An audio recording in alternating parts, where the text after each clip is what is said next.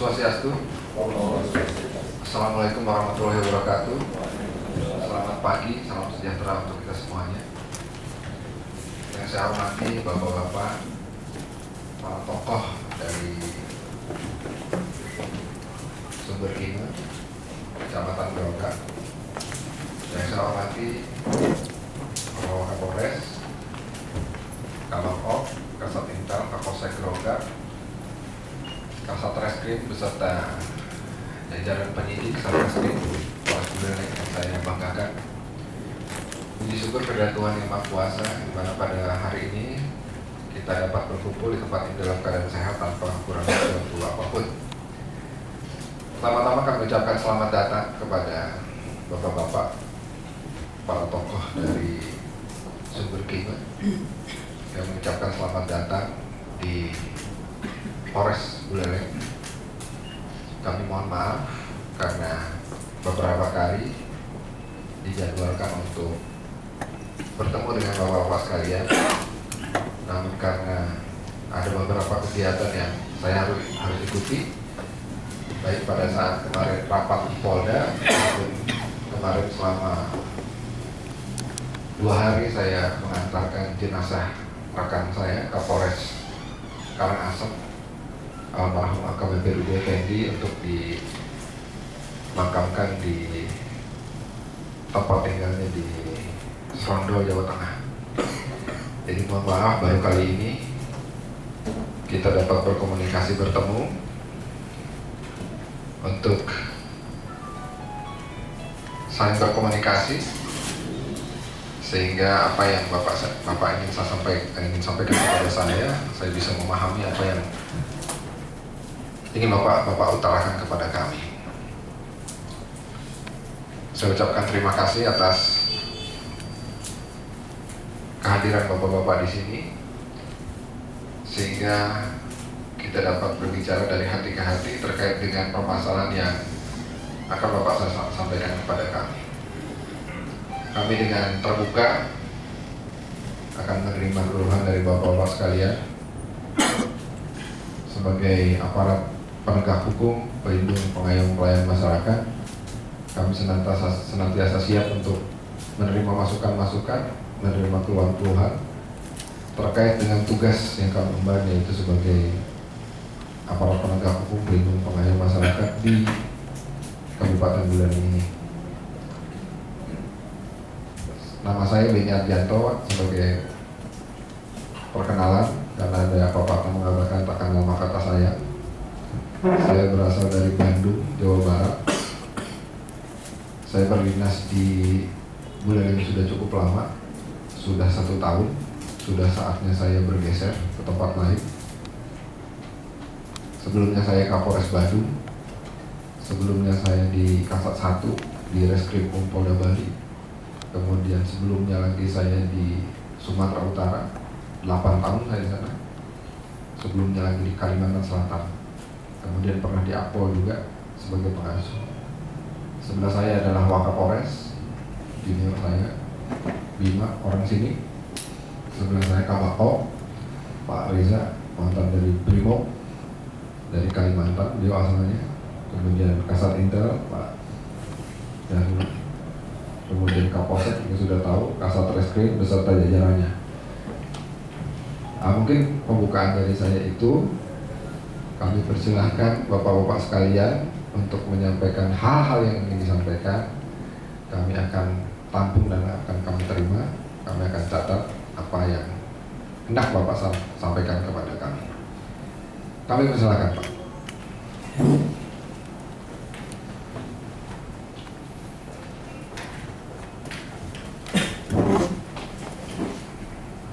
Terima kasih banyak atas kesediaan Bapak Kapolres. Dengan riang gembira menerima rombongan kami dari Sumber Kina. Yang saya hormati Bapak Kapolres, kemudian Bapak Kabag Op, Bapak Kasat Reskrim, Bapak Kasat Intel, dan Bapak Kapolres yang sudah dengan riang gembira bisa menerima kami untuk menyediakan waktu sehingga kami bisa menyampaikan aspirasi. Sebelum kami lanjut, barangkali kami juga harus memperkenalkan diri. supaya nanti komunikasinya bisa lebih nyambung. Saya nama Gede Murah Widiatiyatnya, Ketua BPD Desa Sumberkima. Kemudian di sebelah saya Bapak Bendisi ada Desa Sumberkima. Sebelahnya lagi Bapak Hadari, Bapak Atmawi, Wakil Ketua BPD. Kemudian ada Bapak Hadari dan rekan-rekan yang lain sebelah beliau, tokoh-tokoh masyarakat Desa Sumberkima dari organisasi yang beliau pimpin masing-masing. Kemudian ada di sebelah kanan kami Bapak Ketua PHDI Desa Sumberkima. Kemudian ada Pak Haji, kemudian Bapak Jurmangku yang mewakili Paguyuban Pemangku Desa Sumberkima. Nah, demikian perkenalan kami. Pada intinya kami datang ke sini di hadapan Bapak Kapolres beserta staf ingin menyampaikan aspirasi dari Desa Sumberkima. Kebetulan BPD adalah merupakan representasi dari masyarakat Desa Sumberkima. Ada beberapa hal yang ingin kami sampaikan ke hadapan bapak-bapak semua. Kalau bapak ada waktu boleh saya cerita sedikit. Silakan. Jadi saya ingin menyampaikan mengenai kronologis Prona Pagih, karena inilah yang menjadi problema Desa Sumberkima terkini. Jadi pada tahun 2008 ada program pemerintah. Tentu saja program ini akan berdampak sangat baik bagi masyarakat di seluruh Indonesia karena program ini program nasional. Dan sebuah kebetulan Astungkari Desa Sumberkima juga dapat program ini sehingga masyarakat terbantu gitu. Nah, kemudian pemahaman perangkat desa, pemahaman masyarakat mengenai Prona ini barangkali tidak sejelas yang bapak-bapak pahami. Jadi kami masyarakat bodoh Desa Sumberkima tidak paham apa yang dimaksudkan gratis dalam tanda kutip. Karena gratis menurut BPN, jadi pada saat pemohon Prona datang, kemudian ada rekan-rekan dari BPN yang memberikan pemahaman tentang Prona. Jadi ada masyarakat pemohon, ada aparat desa, kemudian di sana dijelaskan bahwa program nasional yang sampai hari ini saya tidak tahu kepanjangannya, Pak. Nah, itu dikatakan gratis. Kemudian pertanyaannya, jika memang itu benar-benar gratis, di situ ada orang yang dimintai tolong secara kolektif karena dilakukan di desa, gitu, masing-masing mencari ke BPN. Kalau ke BPN langsung barangkali gratis, tapi ini kan dimintai bantuan lah perangkat desa ini untuk mempermudah jalannya Prona ini. Nah, pemohon-pemohon itu kumpul di situ. Kemudian yang terjadi, Prona niki kan akhirnya membutuhkan biaya yang muncul akibat adanya Prona. Karena dengan adanya rapat-rapat desa itu kan rencana konsumsi, jadi dari pihak BPN, dari pihak masyarakat, karena biasanya kita sepakat jika rapat lewat dari jam 12 biasanya kan mengeluarkan konsumsi desa niki. Nah, niki anggaran kan tidak mungkin dari desa karena desa memiliki budget yang jelas terhadap penggunaan anggaran. Jadi di situ ada 30% untuk biaya operasional dan 70% untuk biaya pembangunan. Yang rasa Prona yang disebut gratis niki tidak akan pernah bisa berjalan benar-benar gratis karena ada biaya-biaya yang muncul akibat adanya Prona. Kemudian di tahun 2013 berkaitan dengan Pilkades atau Pilkel, maka muncullah masalah Prona ini. Jadi kepala desa kita atau perbuka kita dilaporkan karena memungut biaya sehingga dia terkategorikan tindak pidana korupsi atau pungli. Nah, ini pemahaman rekan-rekan kita yang gratis, yang menganggap bahwa ini benar-benar gratis, barangkali disitulah kesalahpahaman terjadi. Bertitik tolak dari hal itu, akhirnya timbullah berbagai macam pemikiran di masyarakat. Di satu sisi rekan-rekan Formabes barangkali berpikir bahwa kepala desa benar-benar korupsi, sementara mereka tidak pernah masuk ke dalam untuk menanyakan apakah uang yang dipungut itu betul-betul dikorupsikan atau karena hasil kesepakatan akibat biaya yang muncul karena adanya Prona. Sehingga kemudian sampailah di dalam pemilihan ini dimenangkan kembali oleh incumbent Bapak Perbekal Ibu Dwi Bau dalam kondisi yang euforia. Jadi pada saat mereka mulai bersemangat dan bergembira karena kemenangan calonnya, muncullah kasus ini bahwa kasus corona ini benar-benar berlanjut. Nah, rupanya kondisi ini bisa melukai perasaan mereka-mereka yang sedang bergembira menerima kemenangan dari Pak Dwi Bau. Kemudian ada lagi gambaran yang berbeda dari staf desa seperti KAUR dan KBD. Nah, ini mereka sekarang ramai-ramai mengundurkan diri, Pak. Jadi laporan pengunduran dirinya ini kebetulan yang bawah dan ada yang dapat hasilnya satu. Nah, setelah kita tanya kenapa Anda mundur, karena mereka sudah jenuh. Di satu sisi mereka beranggapan mereka membantu masyarakat dengan adanya corona ini, mereka menuliskannya dan lain sebagainya. Kemudian lantas mereka menjadi setiap saat dipanggil berkaitan dengan kesaksian mereka terhadap kasus corona ini. Lama-lama mereka secara psikologis merasa tertekan. Nah, kemudian mereka tidak nyaman di dalam pemahaman mereka merasa membantu, ternyata di sisi lain mereka disebut koruptor.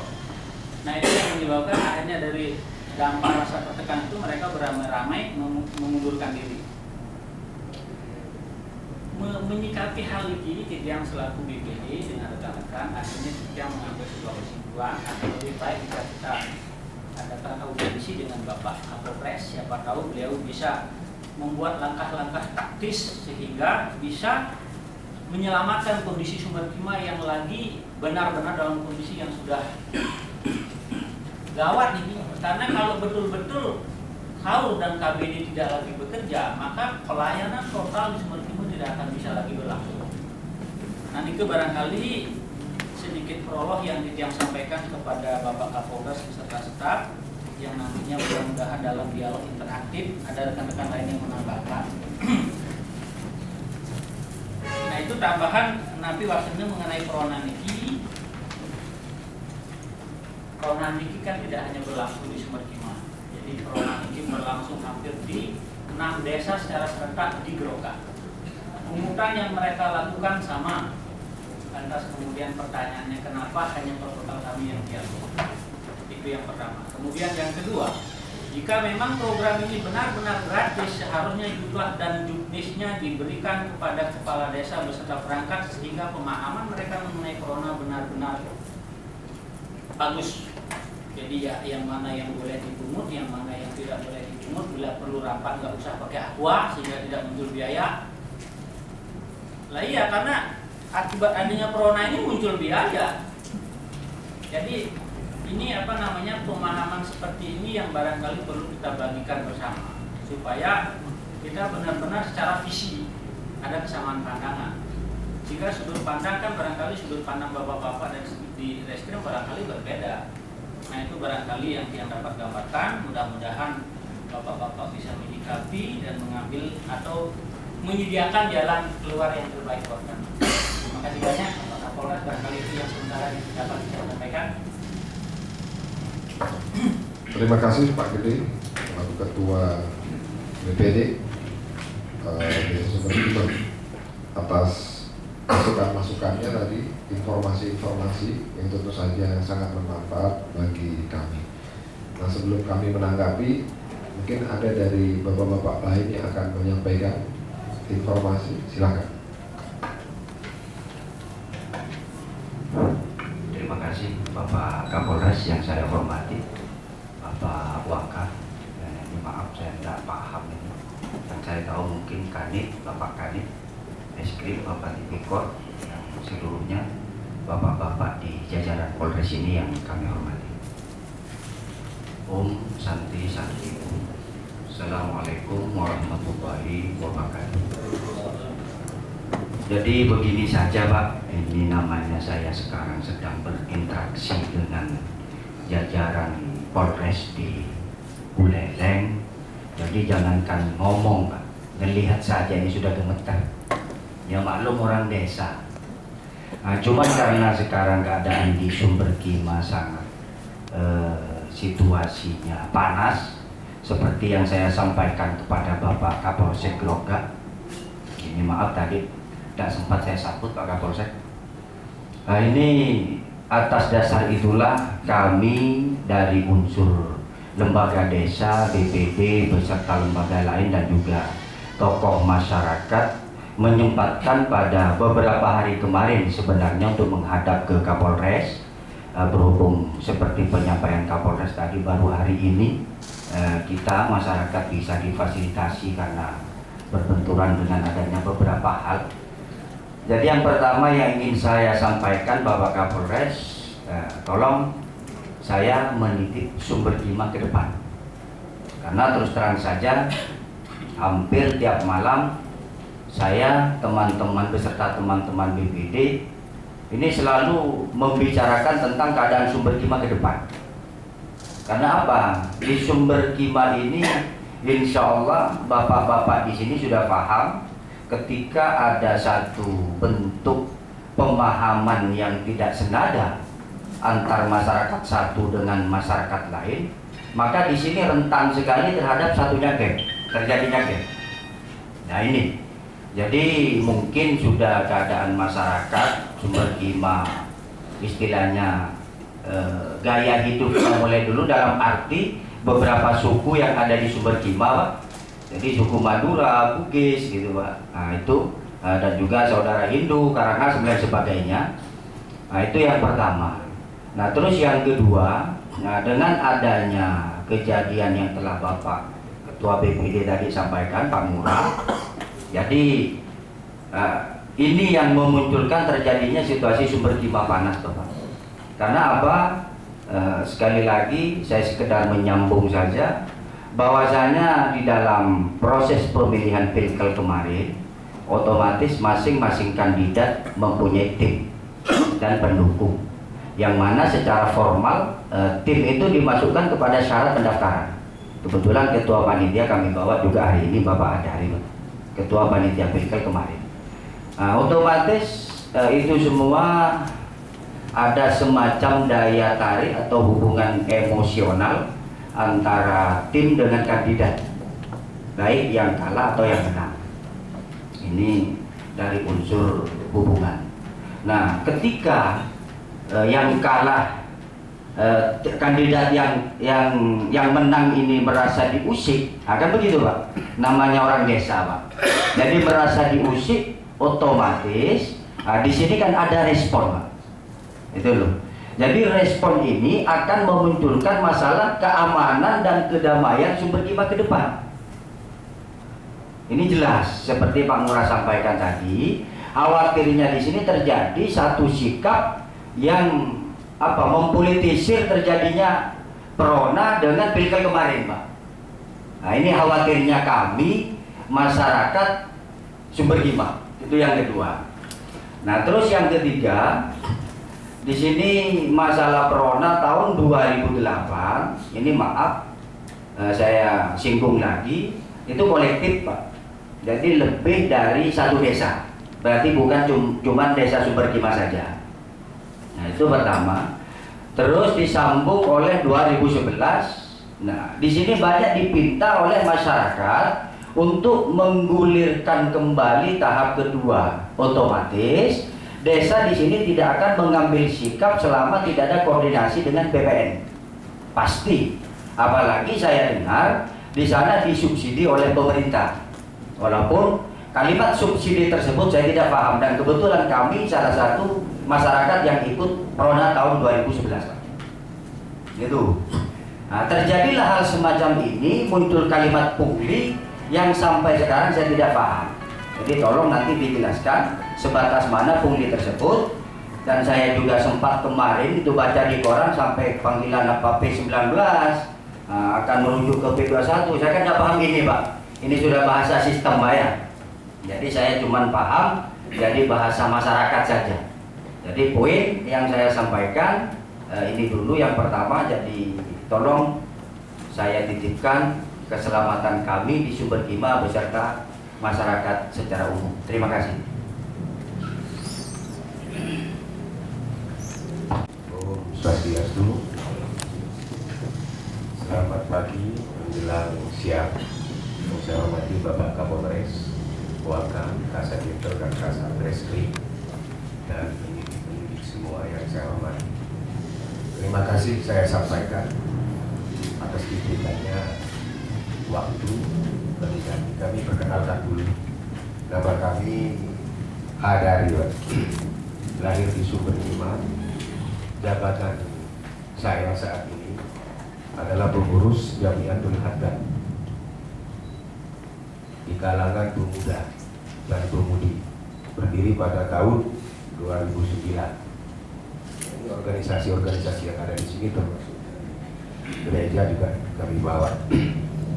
Yang pertama, kami tidak terlalu banyak berbicara karena kami tadi sudah di kronologisnya mungkin udah paham. Saya kira bapak-bapak lebih tahu. Cuman harapan simpel mungkin tadi sudah dititipkan Sumber Gima. Kemungkinan karena juga kami pernah dengar yang namanya delik aduan dengan delik umum mungkin. Karena di sini bukan hanya di Sumber Gima, apakah kalau tidak ada aduan Prona itu apakah tidak akan bisa dijamak? Atau mungkin tidak ada laporan dari masyarakat seperti di pemutaran penjarakan itu tidak bisa dijamak, padahal itu delik umum seperti Prona ini mayoritas, bahkan se-Indonesia. Kok hanya kepala desa kami terbukti pada waktu pemilihan sudah terbukti bahwa masyarakat Sumber Gima senang kan begitu. Ini saya nggak terlalu banyak bicara hukum, nggak paham bahwa kemenangan daripada Ibu Tuwibawa ini mutlak, bahwa masyarakat Sumber Gima udah senang. Nah, mengenai masalah ditarik iuran pungli itu saya kira tidak dirugikan, sertifikat keluar semua. Dari sisi mana yang dirugikan? Subsidi dari pemerintah tidak ada kan begitu. Entah menurut hukumnya. Nah, kalau kita berbicara hukum, saya bisa berbicara sumber rampok nyata salah. Satu pun tidak ada tersangkanya. Nyata salah sumber rampok penutupan jalan sampai lebih dari 24 jam. Tidak ada satu pun tersangkanya di sana. Nah, ini tolong juga pertimbangkan desa kami. Saya sampai menangis Pak pada waktu Bapak Kasat Intel datang itu mencekam sekali. Mau dijadikan apa Sumber Gima? Mungkin suku Indonesia ditumpuk di Sumber Gima. Kalau mungkin desa-desa yang lain sukunya sedikit-sedikit, tapi Sumber Gima ditumpuk. Mungkin sebalik suku yang ada itu ada di Sumber Gima semua. Jadi saya harap pertimbangan secara hukum mungkin sah-sah saja, tapi secara keamanan mungkin bisa, secara politik juga bisa. Gitu. Jadi nggak monoton kepada kita harus berbicara secara hukum terus dibicarakan. Saya kira supaya tidak kelihatan tebang pilih antara desa-desa. Saya kira kelihatan tebang pilih pada dasarnya nantinya. Kenapa desa di sana tidak dilaporkan atau tidak dipanggil atau tidak dikoreksi? Oh, nggak ada laporan, nggak ada yang keberatan kan begitu. Alasan daripada penegak hukum kan tidak ada keberatan kan begitu. Alasannya mesti seperti itu. Nah, keberatannya di mana? Ini nuansa politik. Pasti nuansa politik. Berdirinya Pormabes hampir pilkel.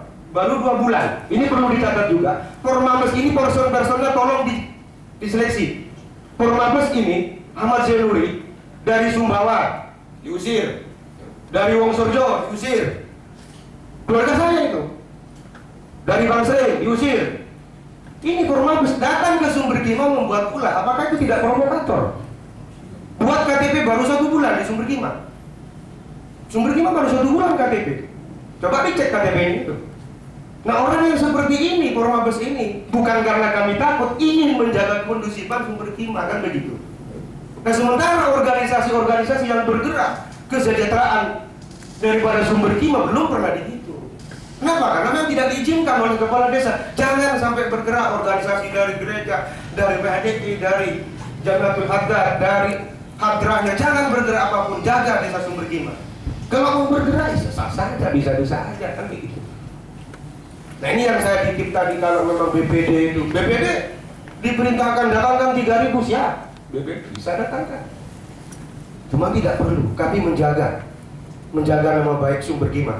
Kami berdiri di bidang sosial, di bidang kelestarian laut, di Haddad, termasuk di bidang fakir miskin. Kami seperti Pormabes baru berdiri langsung mengobok-obok desa. Ini yang saya nggak inginkan. Kalau person-person daripada Pormabes ditanyakan, seleksi, Artinya biodatanya perlu juga dipertanyakan. Walaupun lahir di Sumber Gima, kalau sudah lama di Ambon umpamanya, saya kira kan panasnya dari sana masuk ke sini, baru 1 bulan masuk Sumber Gima. Nah ini mohon maaf pada Pak Kapolres dan juga Kasat, mungkin bahasa saya kurang enak didengar. Kami mohon maaf karena kami nggak bisa bahasa halus. Memang itu adanya, kurang lebihnya kami mohon maaf. Assalamualaikum warahmatullahi wabarakatuh. Om Santi Santi Santio. Terima kasih Pak. Mungkin ada yang lain, silakan.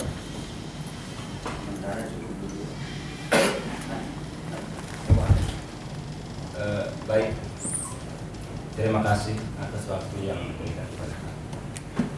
Sebelum lanjut, izinkan kami mengaturkan puji pengasungkaran. Om Swastiastu. Assalamualaikum warahmatullahi wabarakatuh. Salam sejahtera bagi kita semua. Pertama-tama kami mengucapkan terima kasih kepada Bapak Kapolres, Bapak Kasat, Bapak Penyidik maupun Bapak Kapolsek Kerokan yang telah berkenan hadir dan telah bisa menerima kehadiran kami tokoh-tokoh masyarakat dari Desa Sumber Gima. Semoga dalam kehadiran kami apa yang menjadi tujuan dan harapan kita bersama bisa terlaksana, bisa terwujud. Apa yang menjadi harapan dan tujuan daripada masyarakat, tokoh-tokoh masyarakat yang hadir pada hari ini, terutama kami di Desa Pekraman Sumber Gima. Nama kami Ketut Karyase, jabatan selaku pendesa di Desa Sumber Gima. Bapak-bapak yang kami hormati, perlu juga kami sampaikan tentang situasi yang kami alami tentang adanya program nasional atau PRONA, di mana pelaksanaan PRONA itu sudah dilaksanakan 2 tahap, 2008 maupun 2011. Dan kami juga sering berinteraksi dengan tokoh masyarakat maupun masyarakat Desa Sumber Gima selaku peserta yang ikut dalam hal melaksanakan PRONA. Bahwasannya pelaksanaan PRONA itu didahului dengan koordinasi, baik rapat-rapat di tingkat tokoh masyarakat maupun rapat-rapat dengan perangkat-perangkat desa, di mana pelaksanaan PRONA itu diharapkan kedepannya tidak akan ada permasalahan. Nah, maka dari itu, dari sekian banyak peserta, bahkan kami catat 417 peserta PRONA yang ikut dalam pelaksanaan program yang telah dilaksanakan itu, bahwasannya yang menjadikan permasalahan PRONA sampai ke tingkat permasalahan seperti sekarang ini hanya 1-2 orang. Nah, maka dari itu kami mohon dengan sangat berharap kepada Bapak Kapolres maupun Bapak Penyidik untuk bisa memikirkan, untuk bisa memberikan jalan keluar apa yang terbaik bagi desa kami, karena apa yang menjadi penyampaian dari rekan-rekan kami, dari Bapak Ketua BPD maupun dari tokoh-tokoh masyarakat, situasi keamanan dan kenyamanan di desa kami, di Desa Sumber Gima, berkat permasalahan PRONA ini karena mungkin ada ditunggangi dengan masalah-masalah politik. Maka dari itu, permasalahan PRONA yang sebenarnya menurut pandangan kami tidak ada permasalahan, justru karena 1-2 orang sehingga timbul seolah-olah permasalahan-permasalahan itu dicari. Nah, di kemawinan Titiang berharap kepada Bapak sekalian, mengingat kami selalu berinteraksi dengan tokoh masyarakat maupun kerama desa di Sumber Gima yang tahu persis tentang situasi dan kondisi di Desa Sumber Gima, maka dari itu kami sangat berharap apa yang menjadi bahan penyampaian kami ini untuk bisa dipertimbangkan, karena mengingat situasi dan keamanan yang telah kami pantau dari perencanaan akan adanya pemilihan berbekal, bahwasanya kami pun sudah merasa akan terganggu. Seandainya Pak Putu Wibawa tidak lolos saja dari menjadi calon berbekal, itu juga akan menimbulkan dampak keributan yang tentunya kami tidak inginkan.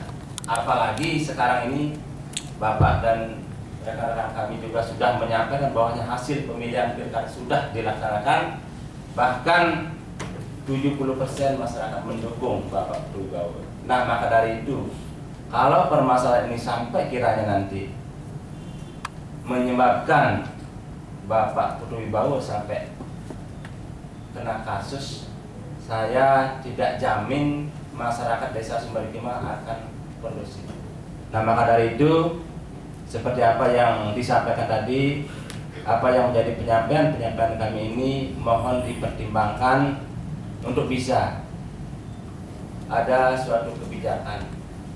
Hanya itu yang bisa kami sampaikan. Mungkin ada hal-hal yang kurang berkenan atau mungkin kami kurang paham tentang situasi dan kondisi tentang masalah kasus hukum, maka kami tidak lupa mohon maaf yang sebesar-besarnya apabila ada hal-hal yang kurang berkenan yang kami sampaikan pada hari ini. Akhirnya penyampaian kami akhiri dengan mengucapkan paramesan Om Santi Santi Om. Assalamualaikum warahmatullahi wabarakatuh. Terima kasih. Mungkin masih ada yang lain? Silakan. Selamat pagi pada bapak-bapak. Sebelum saya menjawab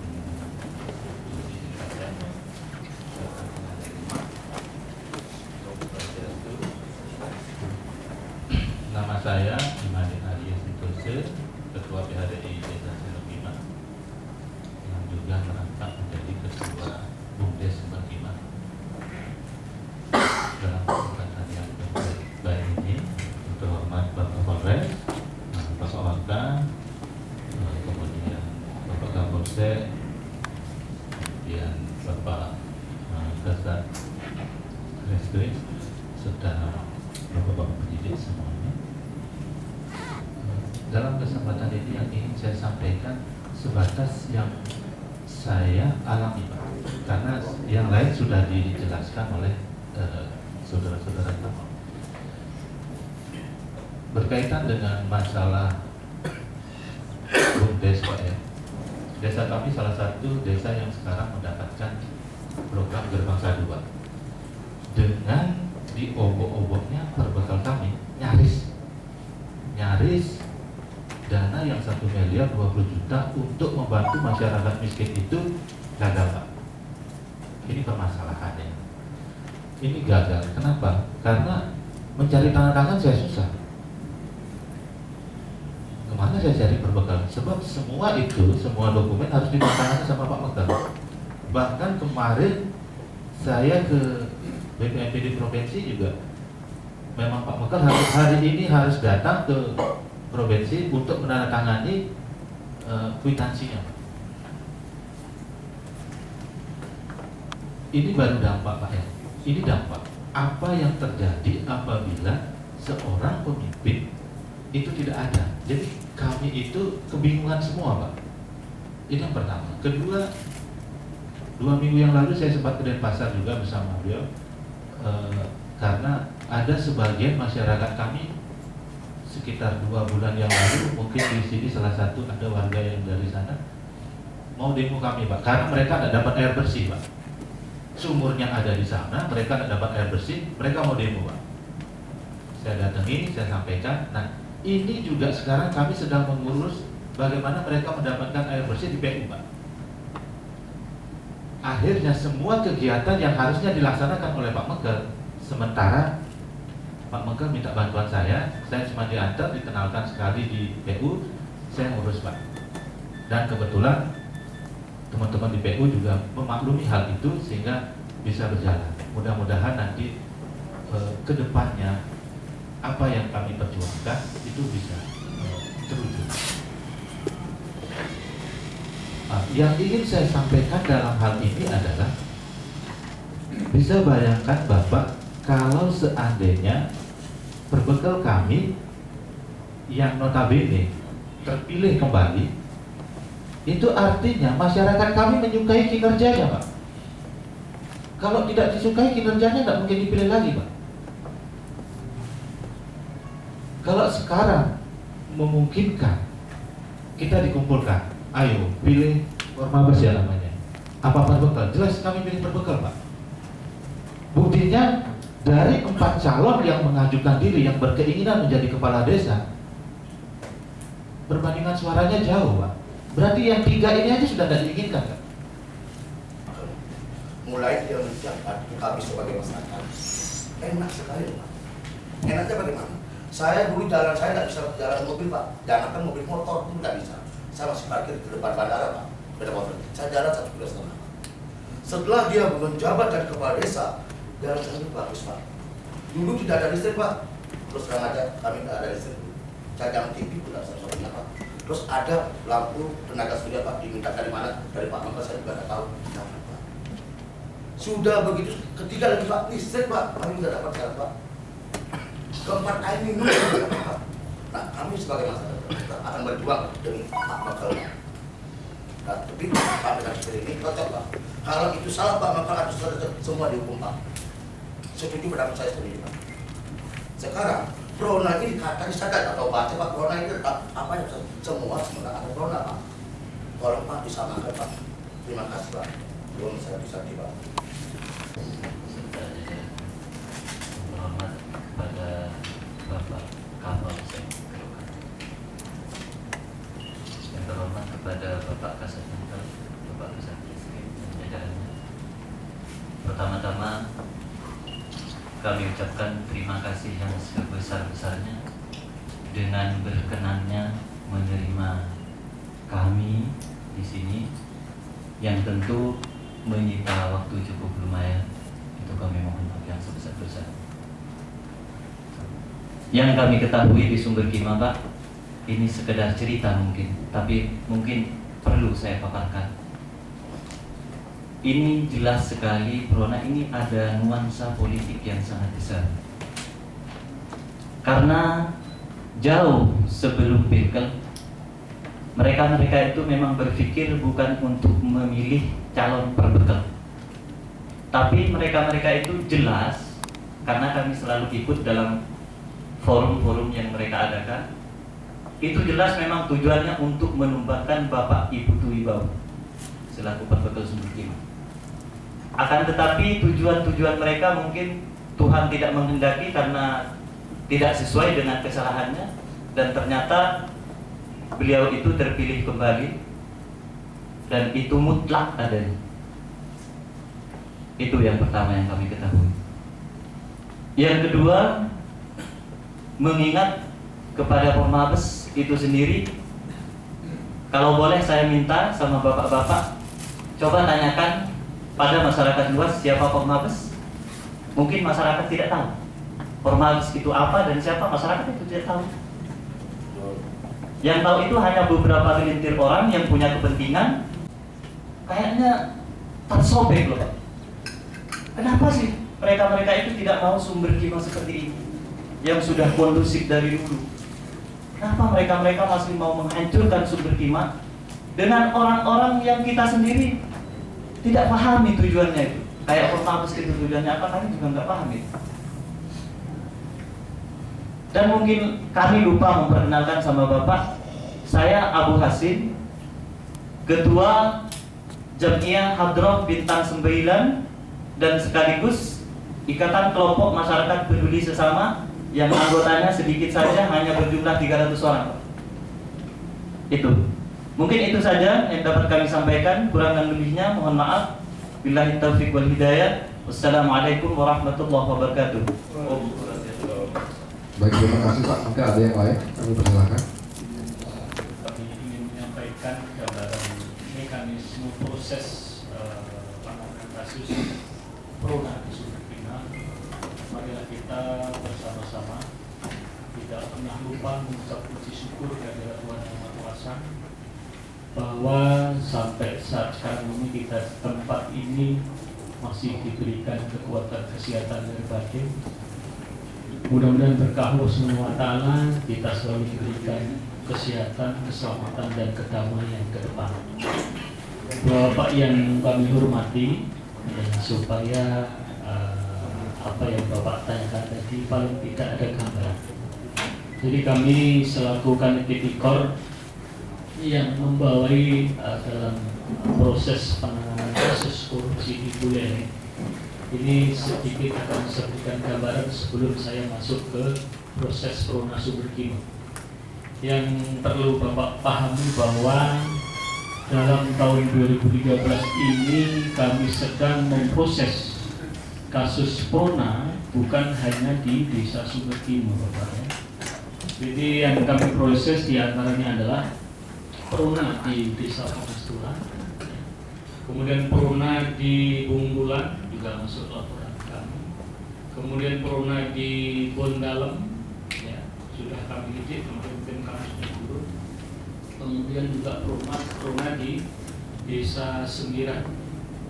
Ini sudah hampir 5 desa sudah kami tangani. Jadi kalau tadi dikatakan Bapak bahwa dalam penanganan Prona ini baru 1 desa, itu tidak benar ya. Jadi saya sampaikan dalam kesempatan ini bahwa kami sudah menyentuh berapa desa. Jadi untuk demi keadilan dalam penanganan kasus Prona ini, tentunya saya juga tidak tebang pilih dalam penanganan kasus korupsi di Buleleng. Ya. Itu yang saya coba pahami. Kemudian bagaimana mekanisme proses yang kami jalankan terkait dalam proses penanganan Prona ini? Itu yang jelas supaya Bapak paham bahwa di dalam anggaran BPN baik di tahun 2008 maupun di 2011 dan seterusnya itu ada DIPA dari BPN pusat, Mas kalian. Jadi DIPA dari BPN pusat sudah jelas berapa jumlahnya per tahun, itu sudah jelas. Kemudian masing-masing peserta Prona itu per sertifikat itu diberikan dana sebesar 300.000 Bapak. Ya. Oleh karena ini adalah program pemerintah, iya Pak, jadi ada dana DIPA dari APBN pusat yang dikelola oleh BPN terkait untuk sumber pendanaan Prona Pak ya. Jadi mungkin kalau Bapak ingin lebih jelas bagaimana seperti apa, itu BPN yang akan bisa menjelaskan. Dan seharusnya pada saat Prona itu digulirkan oleh pemerintah, di sana sudah ada mekanisme proses yang diatur di dalam jurdis petunjuk teknis. Di sana ada standar operasional prosedur untuk penanganan masalah Prona tersebut. Jadi tidak benar apabila Prona itu tidak dibiayai oleh pemerintah. Oleh karena itu dari BPN pun juga membuat panitia terkait masalah Prona itu. Nah persoalannya di sini yang harus Bapak ketahui, apakah BPN sudah mensosialisasikan terkait program ini kepada desa-desa atau belum? Nah ini yang perlu Bapak tanyakan kembali kepada BPN. Tentunya dari awal sudah harus ada sosialisasi yang disampaikan oleh leading sektor, dalamnya adalah BPN untuk penanganan Prona ini. Kan gitu Pak ya. Ini daripada anggaran dulu. Jadi yang jelas masalah Prona itu diperuntukkan adalah untuk kalangan masyarakat miskin.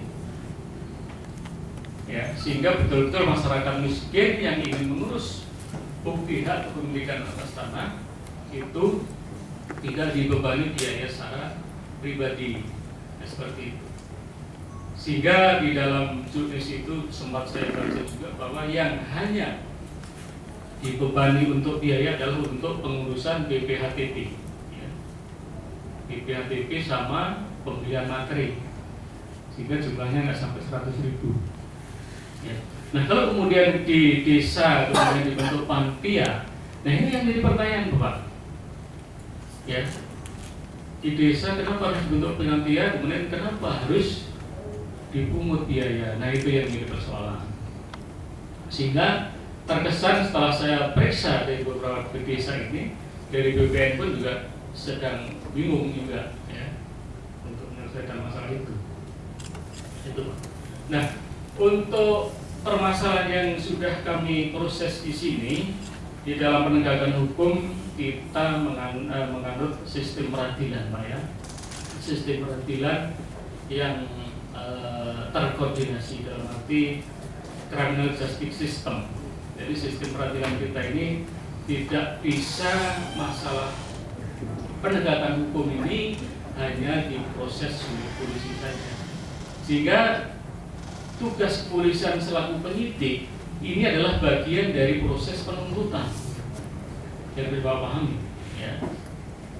Sehingga kami ketika melakukan proses penyidikan dari awal kami sudah harus koordinasi kepada jaksa. Sehingga apapun kekurangan proses penyidikan yang kami lakukan, tentunya jaksa sudah mulai memonitor. Kurangnya ini Pak Polisi, kurangnya ini perlu ditambah sebagainya. Sehingga kemarin Bapak sekalian dengar ada P19 dan sebagainya. Itu pada dasarnya adalah petunjuk jaksa penyelidik yang harus kita penuhi. Itulah Pak mekanisme proses.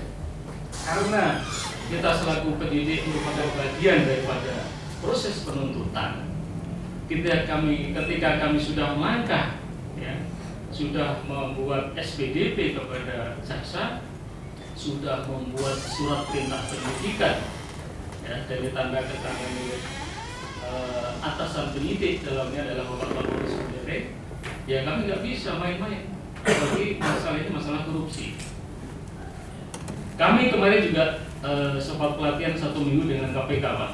Ya. Di sana dengan ada Pak Kapolri, ada BPK, ada BPKP, ya. Semua ada di sana, termasuk BPN. BPN dalam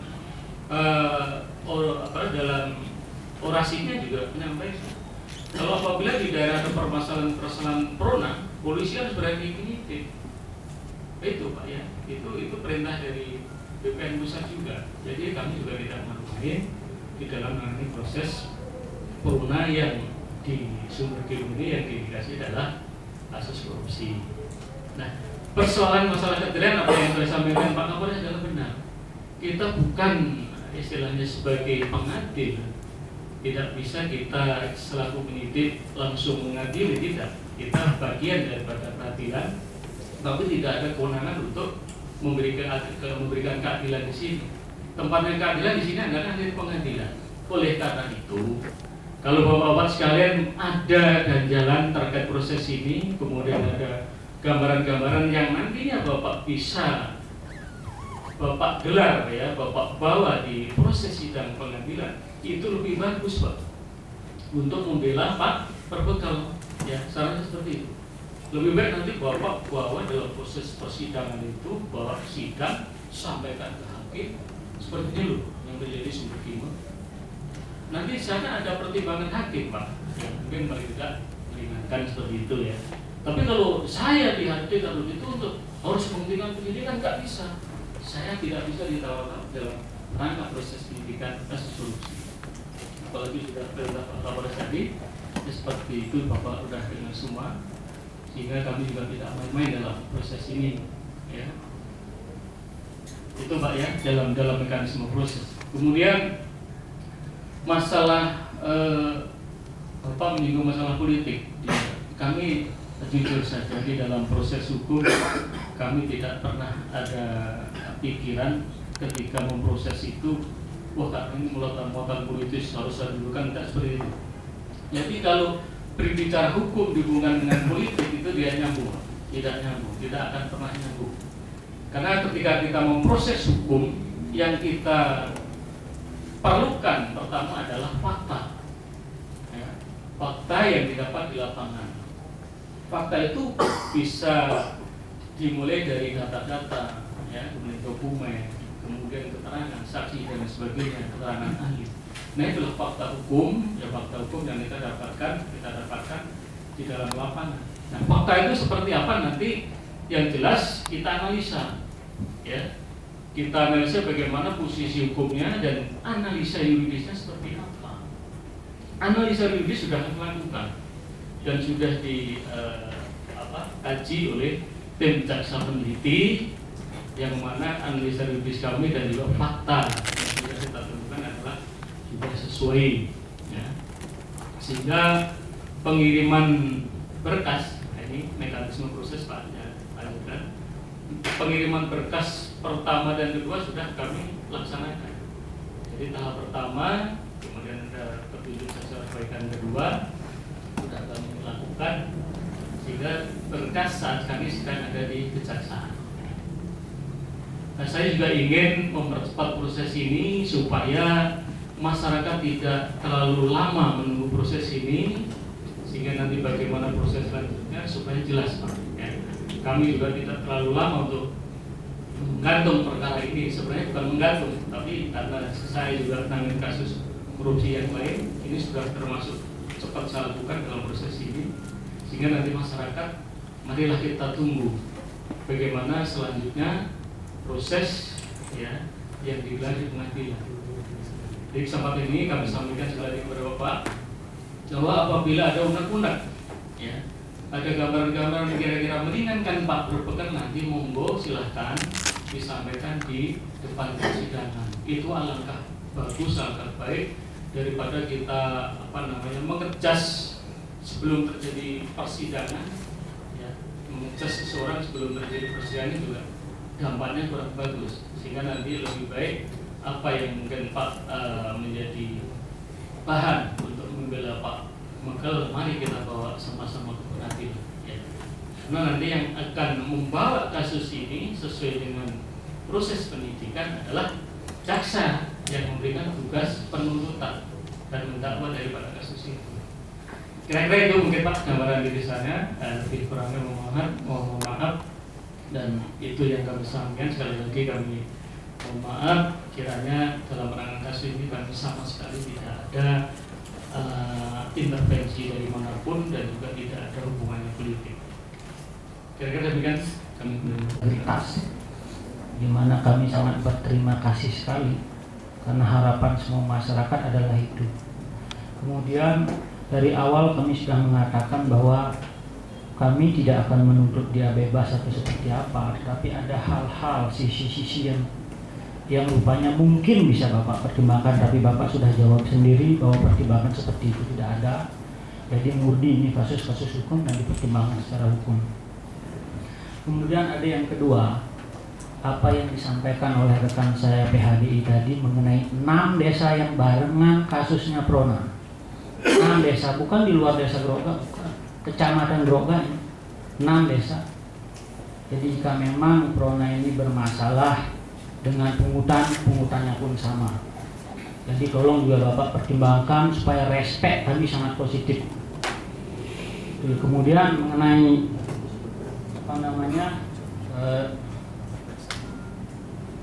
subsidi yang 300.000, saya yakin pada saat itu tidak ada penjelasan seperti itu. Karena ada beberapa rekan yang ikut permohonan Prona, mereka tahu betul apa yang disampaikan oleh pihak BPN. Jadi artinya begini, kami menangkap seolah-olah ada pembiaran kesalahan ini berlangsung.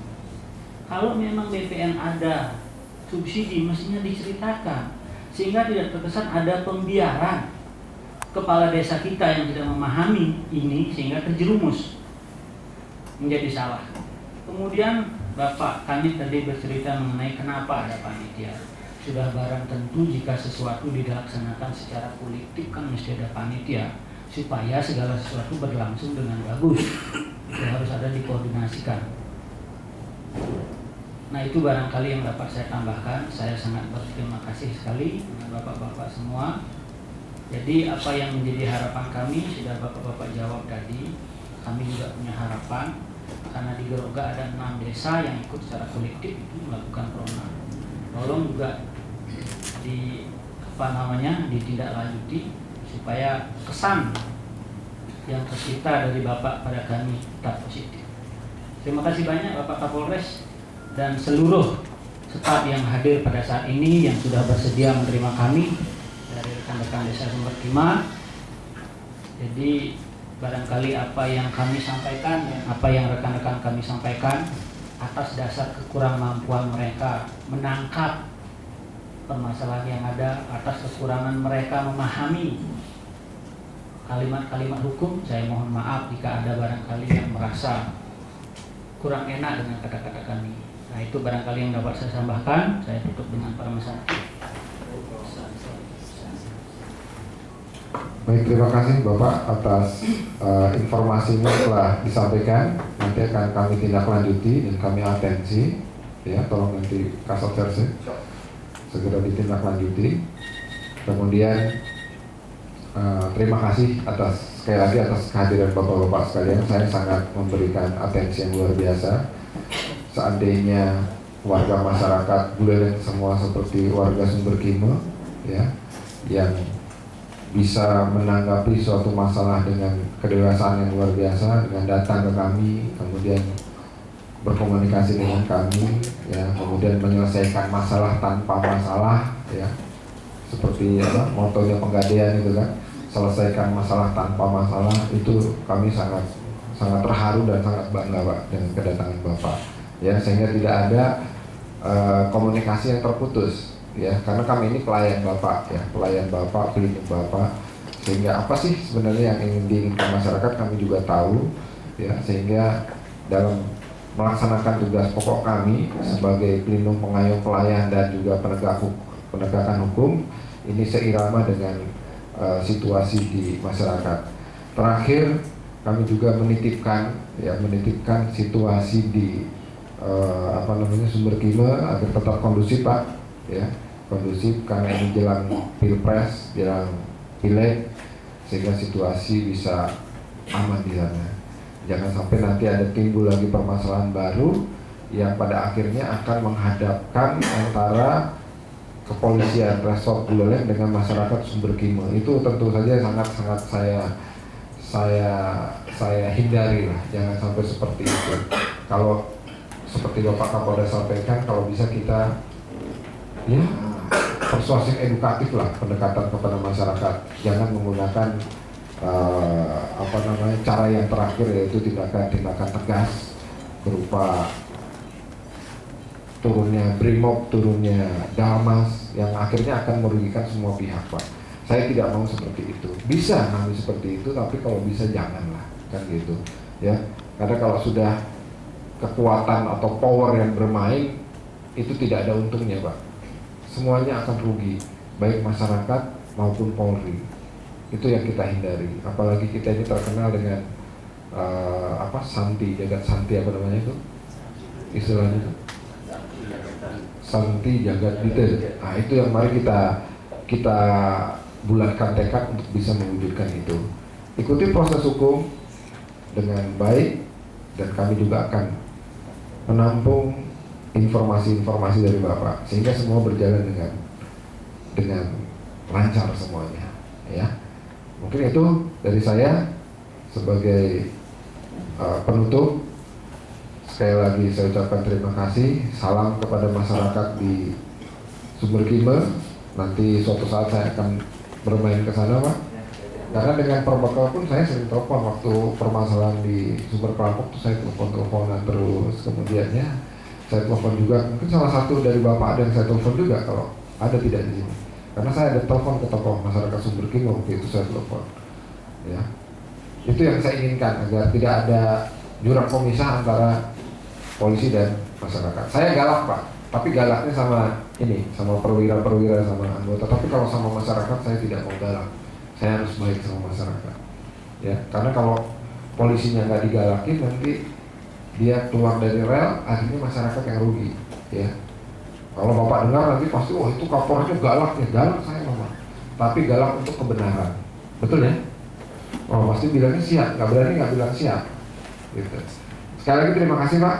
Mohon maaf bila ada kata-kata saya atau perilaku saya atau kata-kata dari rekan-rekan saya yang kurang berkenan di hati Bapak, karena itu bukan merupakan kesengajaan. Sekali lagi terima kasih dan selamat jalan. Salam untuk saudara-saudara kita di Sumberkime. Demikian saya tutup dengan para Mas Santi. Om Santi Santi Om. Wassalamualaikum warahmatullahi wabarakatuh. Selamat siang, salam sejahtera untuk kita semuanya. Terima kasih.